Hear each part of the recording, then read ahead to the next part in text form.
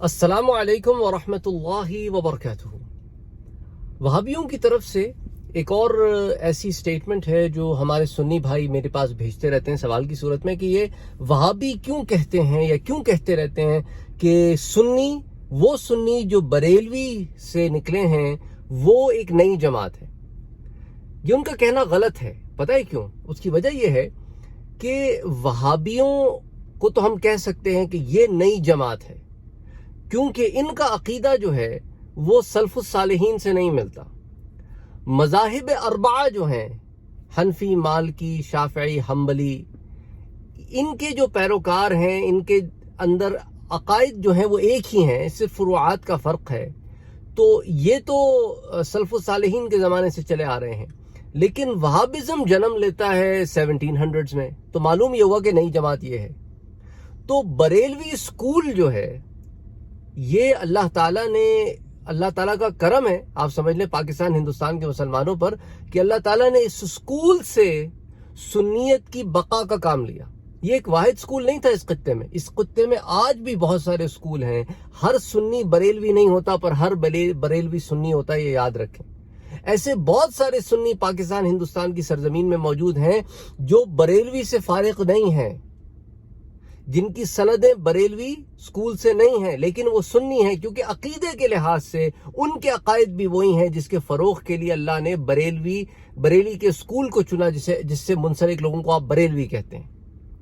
تو بریلوی جو ہے کوئی نئی سوچ، کوئی نیا انداز، کوئی نیا مکتبہ فکر نہیں ہے، بلکہ بریلوی سکول جو ہے وہ ایک ایسا سکول ہے جسے اللہ نے چنا اس تھاٹ پروسیس کو، اس نظریے کی بقا کے لیے جو سنیت کے عقیدے کے اوپر کھڑا ہوا ہے۔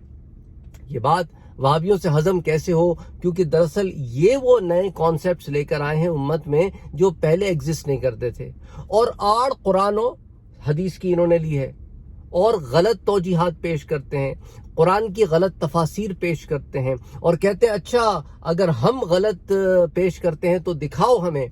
انشاءاللہ تعالی ابھی تک تو میرا ارادہ نہیں تھا، لیکن جو کامنٹس آئے ہیں وہابیوں کی طرف سے، پھر میرا ارادہ ہے کہ ان کی کتاب کھول کے، ان کی جو سب سے بڑی کتاب جس پر یہ دھونس جماتے ہیں کہ ہم موحد ہیں، صرف یہی ایک موحد ہیں، باقی سارے 99% مسلمان موحد نہیں ہیں۔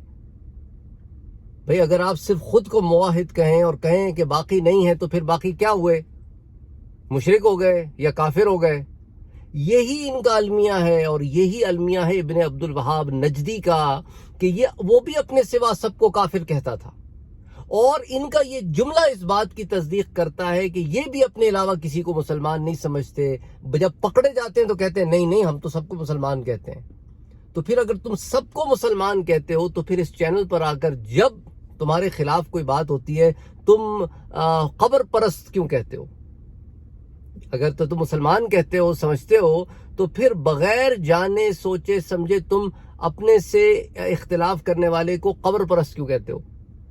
تو اس کا مطلب ہے کہ تمہارے اندر کھوٹ ہے، اور وہ کھوٹ نکلتا ہے اسی طرح کہ تم تکفیر کرتے ہو ہر اس شخص کی جو وہابزم کو ڈینائی کرتا ہے۔ اور وہابزم ایک ایسا تھاٹ پروسیس ہے جس کے اندر آپ کو موحد کے نام پر، یہ نام نہاد موحد ہے، اس کے نام پر آپ کو ایسی گستاخیاں ملیں گی۔ اس کی ایک مثال میں ایک آدھ دن میں آپ کے سامنے ان کی کتاب سے رکھوں گا، ان کی کتابوں سے، تو پھر آپ کو پتا چلے گا کہ یہ کیسے گستاخ ہیں، کہ ایسے موحد ہیں کہ توحید کے نام پر انبیاء کی گستاخیاں کرتے ہیں۔ پھر آپ کو پتا چلے گا کہ where they stand۔ ابھی تک تو میرا ارادہ نہیں تھا، لیکن ان کے کمنٹس وغیرہ پڑھنے کے بعد I'm getting to an extent where I really I should show them کہ where they really stand، اور تاکہ سب کے اوپر یہ بات واضح ہو جائے۔ دیکھو میرا مقصد جو ہے نا اس ویڈیوز کو بنانے کا تفرق کا نہیں ہے، یاد رکھنا۔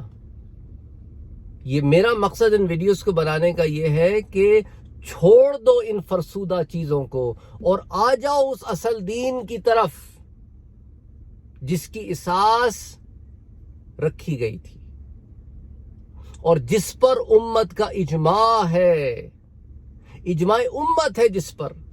ان کے لوگ جو کمنٹ کرتے ہیں آ کے، وہ بیچاروں کو یہ بھی نہیں پتا کہ مذہب کیا ہوتا ہے اور دین کیا ہوتا ہے۔ وہ اتنے گڈمٹ ہیں بیچارے، ان کو یہ بھی نہیں پتا۔ اب آپ آگے کیا کریں کہ علم کا عالم یہ ہے کہ مذہب کا، مشرب کا، دین کا، فقہ کا کوئی خبر ہی کوئی نہیں ہے، ہوتا کیا ہے، سلسلے کیا ہوتے ہیں، نہیں خبر، اور آ کے کمنٹ کر کے فارغ ہو جاتے ہیں۔ تو بہرحال پہلے علم حاصل کرو یار، پھر کمنٹ کرو، یا تو پھر علم نہیں ہے، مانو علم نہیں ہے تو پھر علم حاصل کرو۔ جاہلوں والے کمنٹ تو کر کے اپنی جہالت کا اظہار ہی کرتے ہیں لوگ، اور کیا کہہ سکتا ہوں میں آگے۔ تو بہرحال اللہ ہدایت دے، اور ہم کیا کہہ سکتے ہیں۔ اپنا اور اپنوں کا بہت خیال رکھیے، اور یہ بات یاد رکھیے کہ Barelvi school is one of the Sunni schools in the Indo Pak region. بہت سارے انڈو پاک کے اسکولز اس اسکول سے منسلک ہیں، لیکن ضروری نہیں ہے کہ ہر سنی بریلوی ہو۔